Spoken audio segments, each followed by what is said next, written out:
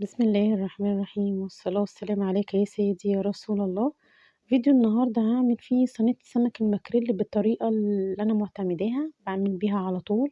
الطريقة دي ما شاء الله سهلة وجميلة وطعم السمك بالطريقة دي ما شاء الله تحفة. أنا كان عندي هنا 3 سمكات مكريل ما شاء الله اللهم بارك. يعني مش صغيرين ومتوسطين يعني ولا كبير قوي ولا صغيرين قوي. ومنضفاهم كويس جدا طبعا. مجهزة لهم عندي فلفل ألوان فلفل أصفر وأحمر وشوية بقدونس ومقطعة شوية بصل حلقات زي ما انتوا شايفين كده. وليمون بقى كمية الليمون اللي انتي حباها كمية الليمون دي يعني باختيارك انتي انا بحب ازود فيها الليمون. ومقطعة شوية طماطم حلقات كل اللي انا مقطعاه ده يعني مقطعاه شوية يعني حلقات حاجات كده ايه رفيعة. تمام وهقول لكم دلوقتي هنعمل ايه دلوقتي كمان. وكمان كنت مجهزة ومقشرة شوية توم كده حلوين كمية كده حلوة. تمام. ال أي سمك بيحب التوم لازم أحط له توم في التتبيلة بتاعته. تمام كده. ادي كده الحاجات اللي انا مجهزاها للسمك واقول لكم هنعمل ايه دلوقتي تاني. ونبدأ ونقول بسم الله. هجيب الكبة دلوقتي عشان فيه شوية حاجات لازم افرمهم عشان تبقى الحشو بتاع السمك التتبيلة بتاعته. ادي شوية فلفل الوان شوية البقدونس انا ما كانش عندي فلفل اخضر رومي. لو انت عندك الفلفل الاخضر رومي زوديه. كان عندي شويه بقدونس حطيتهم معاه. تمام. وبعد كده باخد شويه الثوم بنزلهم كده هفرمهم مع الفلفل والبقدونس. وبعد كده هجيب التوابل بقى بتاعتي. بسم الله.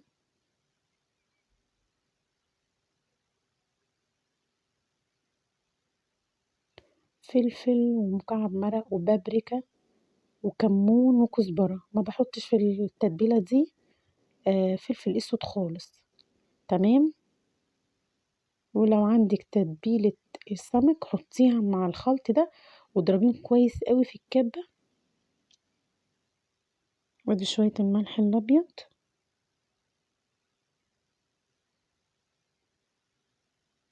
وشوية خل 3 معالق كبار خل.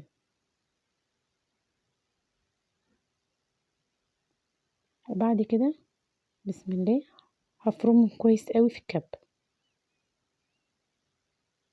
وادي كده انا فرمتهم كويس قوي في الكبة. بصوا بقى ناعمين ازاي. انا عايزاهم ناعمين كده ما شاء الله كمية حلوة. واجيب السمك منضفاه كويس قوي. دي تتبيلة السمك قبل ما احشي تتبيلة السمك هجهز الصينية اللي هحط فيها السمك. اهي الصينية. وهجيب شوية البصل اللي انا مقطعهم حلقات هنزلهم في ارضية الصينية.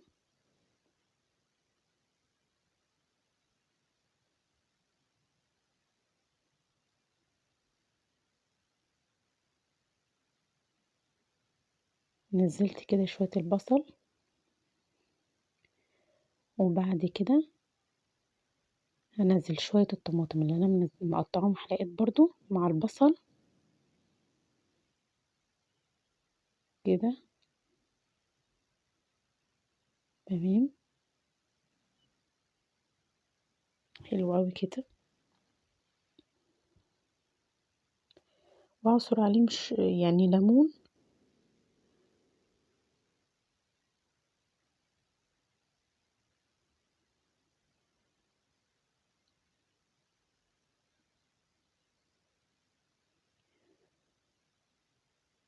عصرت ليمونة او ليمونة ونص على حسب ما انتي عايزة تعصري كمية الليمون.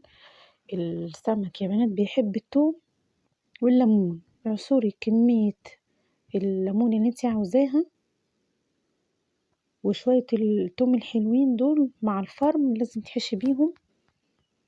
بسم الله. تمام كده.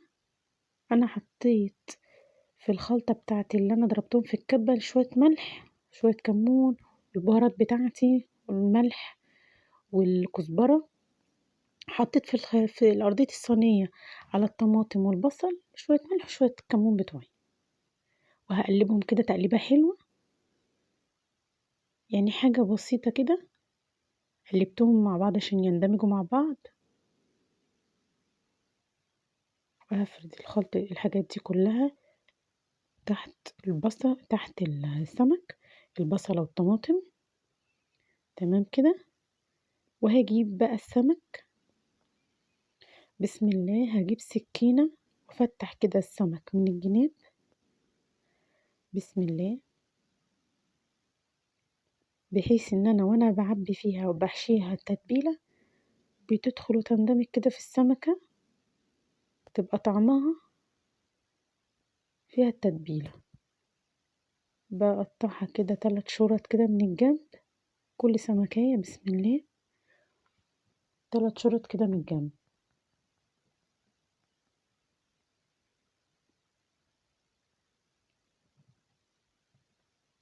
بحيث ان تخش فيها التتبيلة كويسة.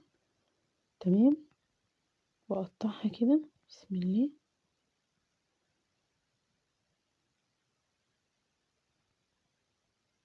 عايزة اقول لكم يا بنات التتبيلة عاملة ريحة، كانت عاملة ريحة يا دوبك بس دخلت الفرن الصينية وريحة التتبيلة بالسمك كانت حاجة كده اللهم بارك.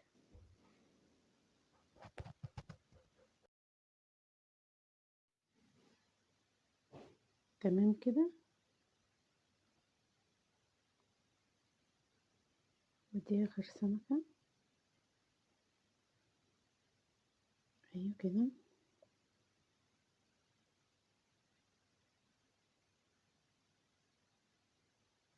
خلاص كده قطعت ال3 سمكات، فتحتهم كل سمكة فتحتها 3 شرط كده من الجناب، واجيب التتبيلة اللي انا مجهزاها من الكبة وادهن كده بسم الله، وفي الفتحات اللي في الجنب هعبي فيها التتبيلة.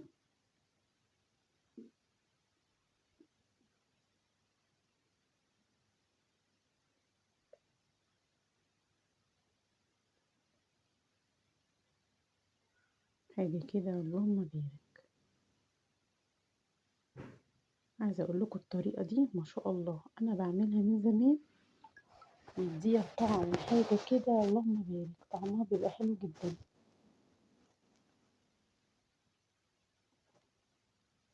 جربوا الطريقة دي يا بنات وقولوا لي ايه رأيكم. تنسوش اللايك في الفيديو وتشتركوا في القناة وتفعلوا الجرس. كده انا تبلت ال3 سمكات بالخلطة بتاعتي اللي انا جهزتها وضربتها في الكبة كويس قوي. وادي الصينية اللي انا فرشت لها، فرشت لها البصل بالطماطم وحطيت لهم شوية الملح والكمون. عايزة اقول لكم الصينية دي انا مش هحتاج احط لها مية خالص ولا اي حاجة، عشان البصل بالطماطم هتنزل مية، والسمكة لما تيجي تستوي هتنزل شوية مية برضو. وادي بقية التتبيلة اللي انا كنت عاملاها، دهنتها كده، نزلتها على السمك من فوق ودهنت لها على السمك من فوق. تمام. وفردتهم كده،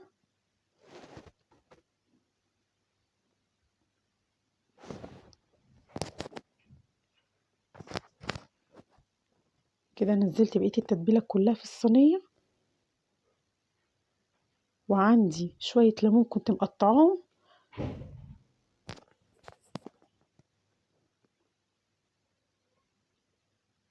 ورشة زيت كده، والليمون.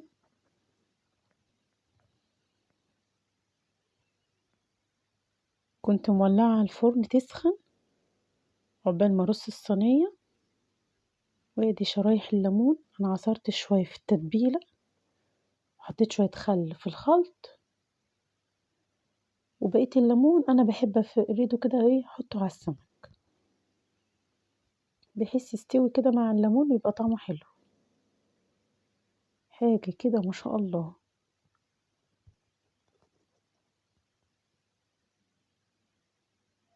ورجعتهم تاني، حلو قوي كده ما شاء الله. ادي كده بصوا منزله الميه بتاعتها ازاي. ولما تحط في الفرن هتنزل الميه بتاعتها، هي مش هتحتاج اي سوائل خالص غير شويه الزيت اللي انا برشهم على السمكه من وشهم كده على الصينيه، وحاجه كده ما شاء الله اللهم بارك.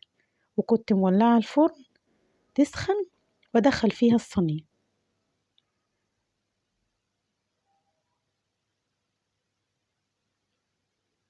وادي الصينيه ما شاء الله. بعد ما استوت بقت السمكه تتنفخ كده، اعرف ان السمكه استوت. وبعد كده بشغل عليها الشوايه من فوق تديني الوش الاحمر ده. بصوا يا بنات حاجه كده تحفه اللهم بارك. وعايزه اقول لكم طعمها سكر. بعد ما تستوي السمكه بحس ان السمكه استوت، بتنتفخ كده شويه، بحس ان ايه، بعرف انها استوت. بشغل عليها الشوايه من فوق بتديني اللون الاحمر الجميل ده. حاجه كده ما شاء الله. عايزه اقول لكم الخلط اللي انا حطاه فرشاه تحت السمكه، واخد من طعم السمكه والتتبيله اللي احنا عاملينها. يعني عايزه اقول لكم كان بيتاكل كده طعم جدا. يعني ممكن يكون اطعم من السمكه ما شاء الله.